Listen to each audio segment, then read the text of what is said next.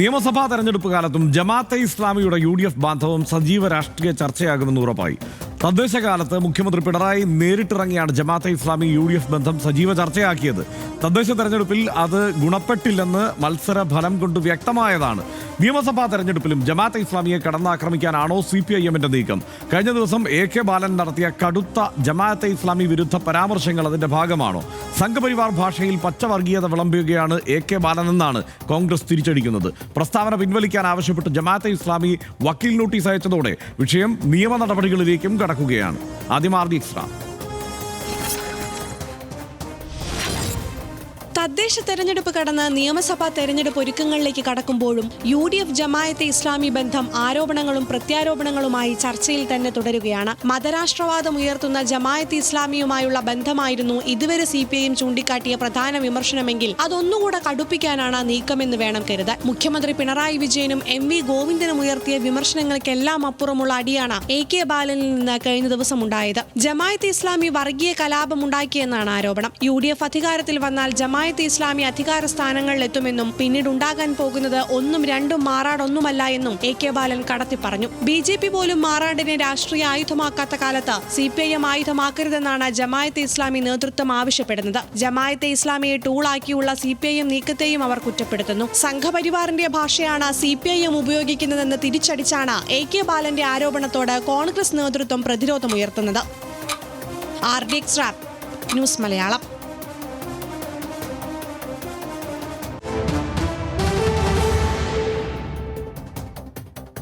UDF അധികാരത്തിലെത്തിയാൽ ജമാഅത്തെ ഇസ്ലാമി ആയിരിക്കും ആഭ്യന്തരം കൈകാര്യം ചെയ്യുക. അപ്പോൾ പല മാറാടുകളും ഉണ്ടാകുമെന്നായിരുന്നു AK ബാലന്റെ വിവാദ പരാമർശം.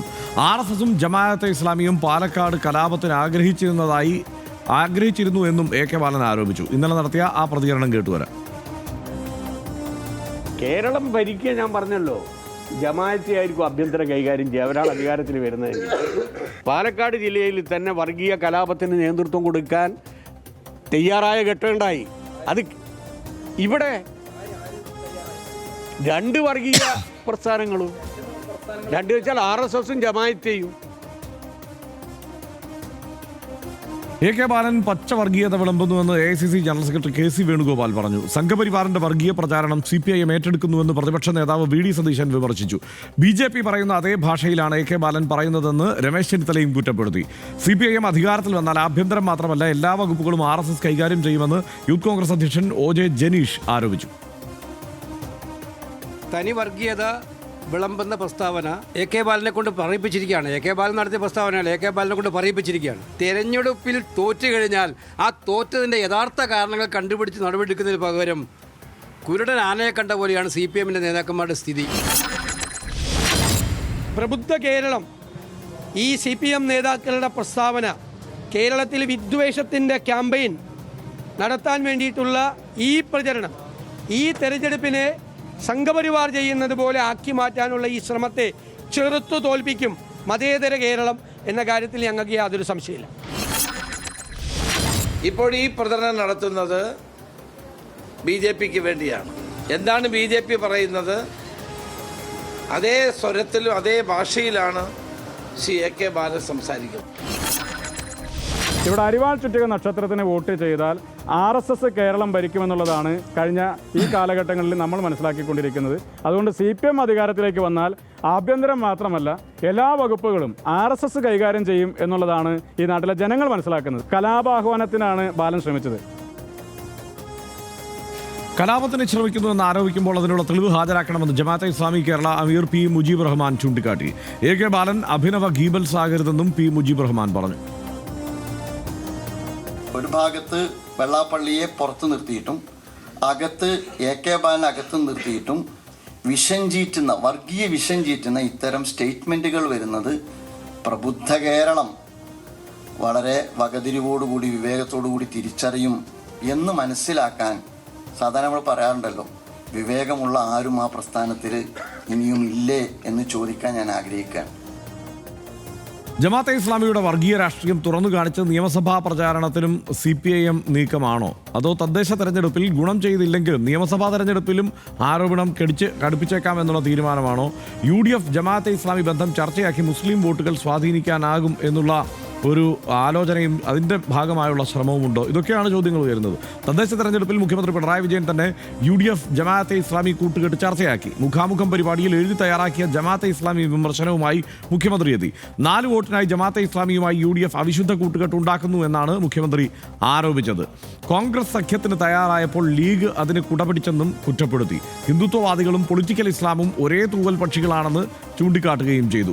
UDFും വെൽഫെയർ പാർട്ടിയും തമ്മിലുള്ള സഖ്യത്തെക്കുറിച്ച് നോക്കിയാൽ ജമാഅത്തെ ഇസ്ലാമിയുടെ രാഷ്ട്രീയ രൂപം വെൽഫെയർ പാർട്ടി ഓഫ് ഇന്ത്യ രൂപീകരിക്കപ്പെട്ടത് 2011 ഏപ്രിൽ 18-നാണ്. ആദ്യമായി UDFിനോടടുത്തത് 2020 തദ്ദേശ തെരഞ്ഞെടുപ്പിലും 2021 നിയമസഭാ തെരഞ്ഞെടുപ്പിലും കഴിഞ്ഞ ലോക്സഭാ തെരഞ്ഞെടുപ്പിലും UDFിന് പിന്തുണയുണ്ട്. ഉപതെരഞ്ഞെടുപ്പുകളിലും തദ്ദേശ തെരഞ്ഞെടുപ്പുകളിലും ജമാഅത്തെ ഇസ്ലാമി UDFിനെ പിന്തുണച്ചു. ജമാഅത്തെ ഇസ്ലാമിക്ക് ഇപ്പോൾ മതരാഷ്ട്രവാദമില്ലെന്ന് കോൺഗ്രസ് നേതൃത്വത്തിന്റെ ന്യായീകരണമുണ്ട്. വെൽഫെയർ പാർട്ടി ആവശ്യപ്പെട്ട അസോസിയേറ്റ് അംഗത്വത്തിൽ ഇനിയും പ്രഖ്യാപനം ഉണ്ടായിട്ടില്ല എന്ന സാഹചര്യവുമുണ്ട്. സനീഷെ, വെൽഫെയർ പാർട്ടിയുമായി ജമാഅത്തെ ഇസ്ലാമിയുമായി രാഷ്ട്രീയ സഖ്യം കോൺഗ്രസ് പുലർത്തുന്നു എന്നതൊരു യാഥാർത്ഥ്യമാണ് ഈ കാലത്ത്. ഇപ്പം അവരെ UDFിലെ അംഗത്വത്തിലേക്കോ അല്ലെങ്കിൽ എന്താണ് വേറെന്തോ അംഗത്വം പറഞ്ഞല്ലോ, അസോസിയേറ്റ് അംഗത്വം, അത്തരം അംഗത്വത്തിലേക്കോ ഒന്നും തൽക്കാലം കൊണ്ടുവരാൻ ആലോചിക്കുന്നില്ല എങ്കിൽ പോലും അങ്ങനെ ഒരു രാഷ്ട്രീയ സഖ്യമുണ്ട്. അപ്പോൾ ഈ പുതിയ സാഹചര്യത്തിൽ AK ബാലനെ പോലെ മുതിർന്ന ഒരു നേതാവിൻ്റെ ഈ പരാമർശം മറ്റ് നേതാക്കന്മാർ അത് ഒറ്റയടിക്ക് ഏറ്റുപിടിച്ചിട്ടൊന്നുമില്ല. ഈ പരാമർശത്തെ എങ്ങനെയാണ് കാണുന്നത്? ഇതിനകത്ത് ഈ CPM ജമാഅത്തെ ഇസ്ലാമിയെ കഠിനമായിട്ട് വിമർശിക്കണം എന്ന് തീരുമാനിച്ചിട്ടുണ്ട് എന്ന് നമുക്ക് ഇതിനകം തന്നെ വ്യക്തമാണല്ലോ. അതായത് അടുത്ത നിയമസഭാ തെരഞ്ഞെടുപ്പിലാണെങ്കിലും ജമാഅത്തെ ഇസ്ലാമിക്കെതിരെയുള്ള വിമർശനം ഒന്നുകൂടെ ശക്തമാക്കണമെന്ന തീരുമാനം അവരുടെ നേതൃയോഗങ്ങളിൽ സ്വാഭാവികമായിട്ട് ഉണ്ടായിട്ടുണ്ടാകും. അതെല്ലാ നേതാക്കളോടും പറഞ്ഞിട്ടുണ്ടാകും. അപ്പോൾ അത് സ്വാഭാവികമായിട്ടും വരും ദിവസങ്ങളിലെല്ലാം എല്ലായിടത്തും ജമാഅത്തെ ഇസ്ലാമിക്കെതിരായിട്ടുള്ള വിമർശനം CPM നേതാക്കൾ അവരുടെ SFIക്കാർ ചെറുപ്പക്കാരായുള്ള നേതാക്കളോട്ട് ഏറ്റവും മുതിർന്ന നേതാക്കളെ ഉയർത്തുമെന്ന കാര്യത്തിൽ യാതൊരു സംശയമില്ല. അക്കാര്യം അവരുടെ രാഷ്ട്രീയ നിലപാടാണ്. പക്ഷേ AK ബാലൻ ഇപ്പോൾ നമ്മൾ ഇൻ ഹരിഹർ സിനിമയിൽ പിന്നെ ഭയങ്കര സീരിയസ് ആയിട്ട് അശോകനും മുകേഷും മറ്റേ സിദ്ദിഖും ഓരോ ഡയലോഗ് അടിക്കും. അപ്പോൾ ജഗദീഷ് ഒന്ന് കയറ്റിയങ്ങ് പിടിക്കും. അപ്പോൾ മുകേഷ് ഇങ്ങനെ നശിപ്പിച്ച് എന്ന് പറയുന്നൊരു സീൻ ഓർമ്മയില്ലേ? അതുപോലെയാണ് സത്യത്തിൽ AK ബാലൻ്റെ. ഇനിയിപ്പോൾ AK ബാലൻ ഒന്നുകൂടെ ചോദിച്ചിരുന്നെങ്കിൽ ഈ വെനസ്വേലയിൽ നിന്ന് മഡൂറോനെ അറസ്റ്റ് ചെയ്തിട്ട് ട്രംപിന് കൊടുത്തത് ജമാഅത്തെ ഇസ്ലാമിയാണെന്ന് വരെ പറഞ്ഞേനെ എന്ന് എനിക്ക് തോന്നി. കാരണം ഇതിനകത്ത് അദ്ദേഹം എന്താ പറഞ്ഞത്? അദ്ദേഹം ശരിക്കും ഏഷ്യാനെറ്റിൻ്റെ ഇൻ്റർവ്യൂവിൽ പറഞ്ഞ വാക്കുകളാണ് പ്രത്യേകമായിട്ട് കേൾക്കേണ്ടത്. ഇന്ന് അതിന് ശേഷമുള്ള വിശദീകരണം അതിങ്ങനെയാണ്: ജനങ്ങൾക്ക് അറിഞ്ഞുകൂടെയെന്ന് ഇവിടെ UDF അധികാരത്തിൽ വന്നു കഴിഞ്ഞാൽ ആഭ്യന്തരം കൈകാര്യം ചെയ്യാൻ പോകുന്ന ജമാഅത്തായിരിക്കും എന്ന് എന്തായിരിക്കും സ്ഥിതി? അങ്ങനെയാണ് എന്തായിരിക്കും കേരളത്തിൻ്റെ സ്ഥിതി? ഒരു മാറാടൊന്നുമല്ല ഉണ്ടാവുക. ഇതാണ് പ്രസ്താവന. അതായത് ജമാഅത്തെ ഇസ്ലാമിനെ ഇവർ എത്ര വേണേൽ വിമർശിക്കേണ്ടതാണ്. ജമാഅത്തെ ഇസ്ലാമിക്ക് ഒരു രാഷ്ട്രീയ പദ്ധതിയുണ്ട്. ജമാഅത്തെ ഇസ്ലാമി അവരുടെ മതമാണ് അവരുടെ രാഷ്ട്രീയ പദ്ധതിയായിട്ട് കാണുന്നത്. അവർക്ക് മതരാഷ്ട്രവാദം എന്ന സംഗതിയുണ്ട്. സ്വാഭാവികമായിട്ടും അവരേത് രാഷ്ട്രീയത്തിൽ ഇടപെടുന്ന സംഘങ്ങളെയും പോലെ നല്ല നിശിതമായിട്ടുള്ള വിമർശനത്തിന് അർഹമായിട്ടുള്ളൊരു സംഘടനയാണ്. പ്രത്യേകിച്ചും LDFിൻ്റെ എതിർപക്ഷമായിട്ടുള്ള UDFിൽ വളരെ കർക്കശമായിട്ടുള്ളൊരു തെരഞ്ഞെടുപ്പ് പോരാട്ടം നടക്കുമ്പോൾ അപ്പുറത്ത് നിന്ന് അവരെ സഹായിക്കുകയും സകലമാന ആയുധങ്ങൾ ഉപയോഗിച്ച് LDFിനെ എതിർക്കുകയും ചെയ്യുന്ന ജമാഅത്തെ ഇസ്ലാമിക്കെതിരെ എത്ര ശക്തമായിട്ടുള്ള രാഷ്ട്രീയ ആയുധവും ഉപയോഗിക്കാമല്ലോ. എന്ന് മാത്രമല്ല, ജമാഅത്തെ ഇസ്ലാം എന്താ ചെയ്യുന്നത്? അവരുടെ ചെറുപ്പക്കാരായുള്ള M സ്വരാജിനെ പോലുള്ള നേതാക്കന്മാരെ ഹിന്ദുത്വയുടെ ആളുകൾ എന്ന് പറഞ്ഞ് അധിക്ഷേപിക്കുകയാണ് ചെയ്യുന്നത്. ജമാഅത്തെ ഇസ്ലാമിയുള്ള ആളുകൾ അവർക്കുള്ള ആ മാധ്യമങ്ങൾ ഉപയോഗിച്ചിട്ട് KK ശൈലജയെ പോലുള്ള പ്രധാനപ്പെട്ട നേതാക്കളെ വരെ വല്ലാതെ അങ്ങ് നിശ്ചിതമായിട്ട് ഇങ്ങനെ ഇടത് ഹിന്ദുത്വത്തിൻ്റെ ആളുകളാണെന്ന് പറഞ്ഞ് ഇങ്ങനെ കൊടുക്കുമ്പോൾ ഇങ്ങോട്ട് കിട്ടുന്ന അതേ വടി ഉപയോഗിച്ച് പ്രഹരിക്കാനുള്ള നല്ല ഉത്തരവാദിത്വവും നല്ല അർഹതയും ഈ പറയുന്ന CPMനുണ്ട്, ഒരു സംശയമില്ല. പക്ഷേ AK ബാലൻ അവിടെ ജഗദീഷാവാണ് എന്നൊന്ന് കയറ്റിപ്പിടിച്ചേക്കാം എന്ന് വിചാരിച്ചിട്ട് മൂപ്പര് ആഞ്ഞങ്ങടിക്കുകയാണ്. എങ്ങനെയാണ്? ഒരു മാറാടൊന്നുമല്ല ഉണ്ടാവുക. ആഭ്യന്തരം കൈകാര്യം ചെയ്യാൻ പോകുന്ന ജമാഅത്തെ ഇസ്ലാമിയാണ്. ഇപ്പോൾ AK ബാലൻ വിചാരിക്കുകയാണ് ജമാഅത്തെ ഇസ്ലാമി എന്ന് പറഞ്ഞാൽ കേരളത്തിലെ ജനം ആകെ പേടിച്ചിട്ട് അയ്യോ നാളെ ജമാഅത്തെ ഇസ്ലാമി ആഭ്യന്തരം കൈകാര്യം ചെയ്യുമോ എന്ന് വെച്ചിട്ട് നേരെ LDFിന് വോട്ട് ഇങ്ങനെ ചറവറാ കുത്തുന്നതാണ് ബാലൻ അദ്ദേഹത്തിൻ്റെ രാഷ്ട്രീയ ധാരണ വെച്ച് മനസ്സിലാക്കുന്നത്. ശരി, അത് പറഞ്ഞുകൊള്ളട്ടെ, ഒരു കുഴപ്പമില്ല. പക്ഷേ മാറാട് എന്തിനാണ് അവിടെ പറയുന്നത്? മാറാട് കേരള സമൂഹം കണ്ട ഏറ്റവും ഭീമാകാരമായിട്ടുള്ള അല്ലെങ്കിൽ ഏറ്റവും ഭയപ്പെടേണ്ടുന്ന ഒരു സംഭവമാണ്. അതിലെ മരിച്ച ആളുകളുടെ എണ്ണത്തിൻ്റെ വലുപ്പം കൊണ്ടല്ല, പക്ഷേ എല്ലായ്പ്പോഴും പൊതു രാഷ്ട്രീയം കൈകാര്യം ചെയ്യുന്ന നമ്മുടെ രാഷ്ട്രീയ സംഘടനകളുടെ കൈവശം നിൽക്കാറുള്ള സാമൂഹ്യ സാഹചര്യം വർഗീയമായി വിഭജിക്കപ്പെട്ട ആളുകളുടെ കയ്യിലേക്ക് പോയ അപൂർവ സന്ദർഭങ്ങളിലൊന്നാണത്. അത് ഏതോ നില കവടം കൊണ്ട് നിന്നതുകൊണ്ട് പിന്നീട് ആളിപ്പടരാതെ പോയ ഒരു വലിയ സംഭവമാണത്. ഹർഷനും ഞാനും ഒക്കെ നമ്മുടെ മാധ്യമ പ്രവർത്തനത്തെ തുടക്കകാലത്ത് അങ്ങേയറ്റം സൂക്ഷ്മമായിട്ടും വളരെ നേരിട്ടും വളരെ അടുത്തു നിന്നും കണ്ട കാര്യമാണത്. ആ പൊതു രാഷ്ട്രീയം കൈകാര്യം ചെയ്യുന്ന അക്കാലത്തെ പ്രധാനപ്പെട്ട നേതാക്കൾക്ക് അങ്ങോട്ട് പ്രവേശിക്കാനാകാത്ത വിധം തടഞ്ഞ ഇരു മതവിഭാഗങ്ങളിലെയും വർഗീയവാദികൾ ഇടപെട്ട ഒരു സംഗതിയാണ്. ഏതോ നിലക്കത് അങ്ങ് ആളിപ്പടരാതെ പോയി എന്നേ ഉള്ളൂ. നിങ്ങൾക്കൊരു തെരഞ്ഞെടുപ്പ് വിഷയമായിട്ട് ഇങ്ങോട്ട് കൊണ്ടുവരാൻ മറ്റാരെങ്കിലും അധിക്ഷേപിക്കാൻ എടുത്തുകൊണ്ട് വന്നിട്ട് ഉണങ്ങിക്കിടക്കുന്ന ഒരു മുറിവിനെ വീണ്ടും വെട്ടിപ്പിളർന്ന് മുറിക്കാൻ ഒരു അവകാശവും AK ബാലനില്ല. അത് AK ബാലൻ മനസ്സിലാക്കണം. AK ബാലൻ്റെ രാഷ്ട്രീയ ബുദ്ധി വെച്ചിട്ട് വേണം ജമാഅത്തെ ഇസ്ലാമിനെ എതിർക്കാൻ. അല്ലാതെ അവിടെങ്ങാനും കിടക്കുന്ന ഒരു ആ നിലക്ക് സമൂഹം മറന്നു പോകേണ്ടുന്ന, പോസിറ്റീവായിട്ട് മറന്നു പോകേണ്ടുന്ന, ഉണങ്ങിപ്പോകേണ്ടുന്നൊരു മുറിവ് എടുത്തിട്ട് അതിൻ്റെ മുകളിൽ ഒരു വടിവാൾ വെച്ച് വീണ്ടും വെട്ടിയിട്ടല്ല ഈ കാര്യം തുറന്നു കൊടുക്കുകയല്ല വേണ്ടത് എന്ന് AK ബാലൻ മനസ്സിലാക്കണം. അവിടെയാണ് പ്രശ്നം. അല്ലാതെ ജമാഅത്തെ ഇസ്ലാമിനെ AK ബാലൻ വിമർശിച്ചാൽ നമുക്കെന്താണ്? അത് അവരുടെ പാർട്ടിയുടെ ലൈനാണ്, നടപ്പായിക്കോട്ടെ, അവർക്ക് അങ്ങോട്ടും ഇങ്ങോട്ടും ആ കാര്യങ്ങൾ ചെയ്യാം. പിന്നെ അത് പറയുമ്പോൾ തന്നെ ജമാഅത്തെ ഇസ്ലാമിയുടെ അമീർ വന്ന് ചോദിക്കുന്ന ചോദ്യങ്ങൾക്ക് മറുപടിയും കൊടുക്കണം. എന്താ നിങ്ങൾ RSSനെ പോലെ എന്ന് ഞങ്ങളെ സമീകരിക്കുന്നു? എന്താ RSS ചെയ്ത കാര്യങ്ങൾ ഞങ്ങൾ മോബ് ലിഞ്ചിങ് ചെയ്തോ? ഇത് ബംഗ്ലാദേശിലെ കാര്യം പറയരുത്, അല്ലെങ്കിൽ മറ്റേടെങ്കിലും അവർ ചെയ്തോ എന്നുള്ളത് പറയരുത്. കേരളത്തിൽ ഞങ്ങൾ മോബ് ലിഞ്ചിങ് ചെയ്തോ RSS ചെയ്ത പോലെ? ഞങ്ങളൊരു സർക്കാരിൻ്റെ പിന്നിൽ നിന്നിട്ട് മതരാഷ്ട്രപരമായിട്ടുള്ള കാര്യങ്ങൾ നടപ്പാക്കുന്നുണ്ടോ? ഇങ്ങനെ ചെയ്തിട്ടുണ്ടോ? ഏതെങ്കിലും ഒരു ജമാഅത്തെ ഇസ്ലാമി പ്രവർത്തനെങ്കിലും ഇത്തരം കാര്യങ്ങൾക്ക് ഇൻസ്റ്റിഗേറ്റ് ചെയ്തതിന് ഞങ്ങളെ പേരിൽ റിപ്പോർട്ടുണ്ടോ എന്ന് ജമാഅത്തെ ഇസ്ലാമി അമീർ പറയുമ്പോൾ നിങ്ങൾ അതിൻ്റെ വിശദാംശങ്ങൾ കൊടുക്കണം. അല്ല, ഇവിടെ ഈ സാമൂഹ്യ സാഹചര്യങ്ങളിൽ ഇവർ മതരാഷ്ട്രവാദം മറ്റ് സംഘടനകളിൽ കൂടെ, ഇപ്പോൾ മുസ്ലിം ലീഗിനെ പോലെ അല്ലെങ്കിൽ മറ്റ് UDF മറ്റ് സംവിധാനങ്ങൾക്കകത്തൂടെ ആശയപരമായിട്ട് അവർ ഇക്കാര്യങ്ങൾ തള്ളി നീക്കിയിട്ട് സമൂഹത്തെ കുഴപ്പത്തിലാക്കുകയാണ് എങ്കിൽ ആ നിലക്ക് വിമർശനം കൊണ്ടുപോകുന്നതിന് യാതൊരു കാര്യമില്ല. പക്ഷേ AK ബാലനോട് മെല്ലെ ഈ നശിപ്പിച്ച് എന്ന് പറയുന്ന പോലെ നിൽക്കുന്നു പിണറായി വിജയൻ. എന്നിട്ട് ബാല ഒന്ന് താഴ്ത്തി പിടിച്ചേക്ക് കേട്ടോ എന്ന് AK ബാലനോട് വിളിച്ചു പറഞ്ഞാൽ, ആ മാറാട് പോലുള്ള കാര്യങ്ങൾ വേണ്ട കേട്ടോ എന്നൊന്ന് ഫോണിൽ വിളിച്ച് പറഞ്ഞാൽ സമൂഹത്തിനാകപ്പാടെ നന്നായിരിക്കും എന്നാണ് ഞാൻ വിചാരിക്കുന്നത്. അല്ലെങ്കിൽ ഇനിയിപ്പോൾ അല്ല ഇങ്ങനെ തന്നെ പോട്ടെ, കുറച്ചുകൂടി കയറ്റി അടിച്ചോ എന്നാണോ ഇവർ പറയുന്നതെന്ന് അത്ഭുതത്തോടെ അന്തം വിട്ട് നോക്കുന്ന ഒരാളാണ് ഞാൻ. ജമാഅത്തെ ഇസ്ലാമി വിമർശനം CPM നേതാക്കൾ നടന്നതിൽ യാതൊരു പ്രശ്നവുമില്ല.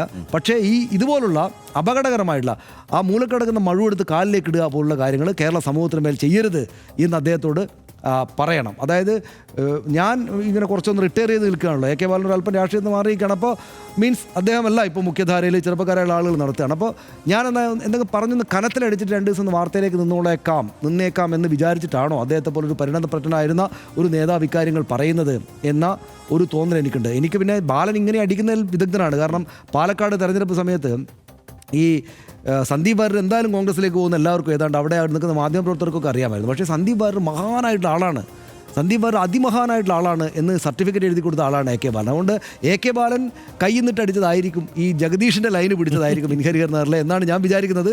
അത് CPMൻ്റെ പാർട്ടിയുടെ ലൈൻ ആയിരിക്കില്ല, മാറാടിനെ അതിനകത്തേക്ക് കൊണ്ടുവന്നതാണ് എൻ്റെ ഒരു ധാരണ, തോന്നൽ. തീർച്ചയായും എനിക്കും അത് തന്നെയാണ് തോന്നുന്നത്. AK ബാലൻ ഈ മട്ടിൽ അതായത്, പക്ഷേ അതിനകത്തുള്ള പ്രശ്നം നമുക്കത് തമാശയാക്കി വിടാൻ കഴിയാത്ത ഒരു പ്രസ്താവന തന്നെയാണ് AK ബാലൻ നടത്തിയിട്ടുള്ളതെന്നുള്ള കാര്യത്തിലും സംശയമൊന്നുമില്ല. കാരണം മാറാട് കലാപം എന്താണെന്ന് നമുക്കറിയാമല്ലോ സനീഷ്. നമ്മൾ മാധ്യമപ്രവർത്തനം തുടങ്ങുന്ന കാലത്തൊക്കെ പ്രത്യേകിച്ച് എനിക്ക് തോന്നുന്നത് മാധ്യമങ്ങളിൽ ഈ ഇപ്പോഴത്തെ പ്രമുഖരായ പല രാഷ്ട്രീയ നേതാക്കളുടെയും പ്രസ്താവനകൾ വരില്ലായിരുന്നു. കാരണം അത്രയ്ക്ക് തീവ്ര വർഗീയത തുപ്പിയ കാലമാണത്. ഇപ്പോൾ ജീവിച്ചിരിക്കുന്ന ആളുകൾ, ഇപ്പോൾ അല്ലെങ്കിൽ പുതുതലമുറ ജീവിച്ചിരിക്കുന്നവരല്ല, ഏറ്റവും പുതുതലമുറയോട് ചോദിച്ചാൽ കേരളത്തിൽ വർഗീയ കലാപം എന്താണെന്നറിയില്ല, അതിൻ്റെ ഒരു ഭീകരത എന്താണെന്ന് അറിയില്ല, അതിൻ്റെ തീവ്രത എന്താണെന്ന് അറിയില്ല. പക്ഷെ അത് കേരളം കണ്ടിട്ടുണ്ട്. അത് മാറാടായിട്ടാണെങ്കിൽ കണ്ടിട്ടുണ്ട്, പൂന്തുറയിലാണെങ്കിൽ കണ്ടിട്ടുണ്ട്, പല സ്ഥലത്തും കണ്ടിട്ടുണ്ട്. അതിൻ്റെ ലക്ഷണങ്ങൾ ഉടലെടുത്ത പല പ്രദേശങ്ങളിൽ മധ്യ കേരളത്തിൽ പലയിടത്തുമുണ്ട്. അപ്പോൾ ആ രീതിയിൽ വർഗീയ കലാപം കേരളത്തിൽ സംഭവിച്ചിട്ടുണ്ട്.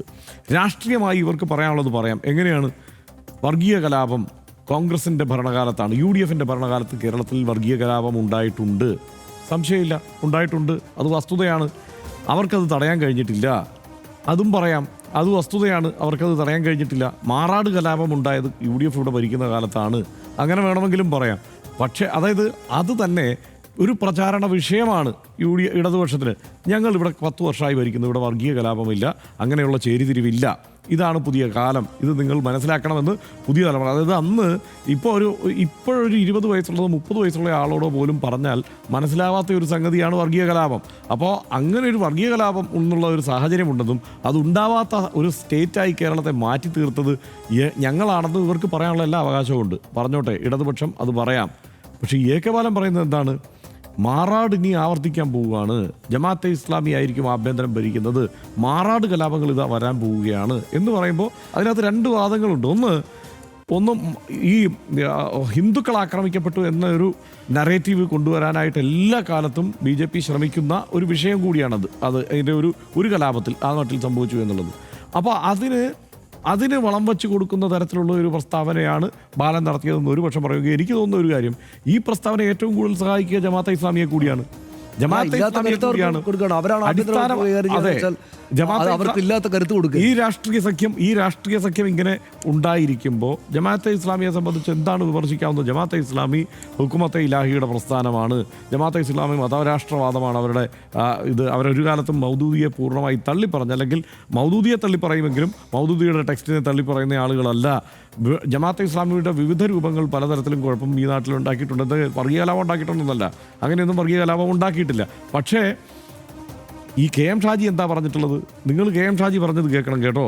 കാരണം മതമാണ് പ്രശ്നമെന്ന് പറയുന്ന സമുദായത്തിന് വേണ്ടിയാണ് അടുത്ത ഭരണം പിടിക്കാൻ പോകുന്നത് എന്ന് പ്രസ്താവിക്കുന്ന കെ എം ഷാജി, അങ്ങനെ പോലും പ്രസ്താവിക്കുന്ന കെ എം ഷാജിയുടെ അഭിപ്രായത്തിൽ ജമാഅത്തെ ഇസ്ലാമി എന്ന് പറയുന്നത് പ്രസ്ഥാനം വളരെ അപകടം പിടിച്ച പ്രസ്ഥാനമാണ്. അത് മുസ്ലിം ജനസാമാന്യത്തിനിടയിൽ അല്ലെങ്കിൽ മുസ്ലിം യുവതയ്ക്കിടയിൽ വലിയ വർഗീയ വിഷം കുത്തിവെക്കുകയും അങ്ങനെ വലിയ വിഘടനവാദത്തിലേക്ക് ആളുകളെ കൊണ്ടുചെന്നെത്തിക്കുകയും ചെയ്യുന്ന ഒരു പ്രസ്ഥാനമാണ് എന്ന് കെ എം ഷാജി പറയുന്ന ഒരു പ്രസ്ഥാനത്തെക്കുറിച്ചാണല്ലോ ഈ പറയുന്നത്. അത് പറയാം, ആ മട്ടിലുള്ള കാര്യങ്ങൾ ഇവർക്ക് രാഷ്ട്രീയമായി ഉന്നയിക്കാം. പക്ഷേ ഇവരിതാ മാറാട് കലാപം നടത്താൻ പോകുന്നു എന്ന് പറയുമ്പോൾ ഇവർക്കില്ലാത്ത വേറൊരു സംഗതി കൂടി കൊടുക്കുക. കാരണം എന്താ വെച്ചാൽ ഇവർക്ക് ഈ വിഷയത്തിൽ ഇത് സമ്പൂർണ്ണമായി മുസ്ലിമിന് നേരെയുള്ള, അതായത് ന്യൂനപക്ഷത്തിനെതിരെയുള്ള നിലപാടാണ് ഈ പ്രഖ്യാപനം എന്ന് സ്ഥാപിച്ചെടുക്കാനുള്ള ജമാഅത്തെ ഇസ്ലാമിക്കുള്ള കൊടുക്കുന്ന ഒരു കോടാലി കൂടിയാണ് ഇത്. ഈ കാരമശ്ശേരി മാഷാണെന്നാണ് എനിക്ക് തോന്നുന്നത് കേട്ടോ. ജമാഅത്തെ ഇസ്ലാമിയെക്കുറിച്ച് ഒരു വിവാദ പ്രസ്താവന നടത്തിയിട്ടുണ്ട് ആണെന്നാണ് എൻ്റെ ഓർമ്മ. അതുതന്നെയാണ്, അതായത് ക്ലോസറ്റിലെ വെള്ളം പോലെയാണ്, ഉപയോഗിക്കപ്പെടുമ്പോൾ മാത്രം ശ്രദ്ധിക്കപ്പെടുന്ന ഒരു സംഗതിയാണ് എന്ന് പ്രസ്താവിച്ചിട്ടുണ്ട് പണ്ട്.